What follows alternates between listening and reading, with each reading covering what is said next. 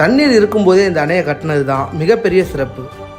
இமயமலையில் புலிக்கொடியை பறக்கவிட்ட நம் கரிகால சோழன் வடநாட்டு மன்னர்களோட போர் புரிஞ்சு அவங்க எல்லாத்தையும் தோக்கடிச்சு இமயமலையையும் ஜெயிக்கிறாரு. அங்க ஒரு புதிய பாதையை உருவாக்கி அந்த வீர தமிழன் இமயமலையிலையும் புலிக்கொடியை பறக்க விட்டாரு. இந்த முழு வீர நிகழ்வையும் சிலப்பதிகாரம் மற்றும் பட்டினப்பாளையில முழு விவரமா கொடுத்துருக்காங்க. இன்னொரு முக்கியமான விஷயம், இப்போவும் அந்த எவரெஸ்ட்ல இருக்கிற அந்த கணவாய் பேரு சோழ கணவாய், த சோலா பாஸ். கூகுள்ல சர்ச் பண்ணி பாருங்க, தெரியும். கரிகால சோழன் இமயமலையை ஜெயிச்சுட்டு திரும்ப தன்னோட சோழ நாட்டுக்கு வந்தபோது, அதாவது இப்ப இருக்கிற திருச்சியில இருக்கிற உறையூர், அந்த உறையூர் மண்ணுல மிகப்பெரிய ஒரு சித்திர மண்டபம் கட்டுறாரு.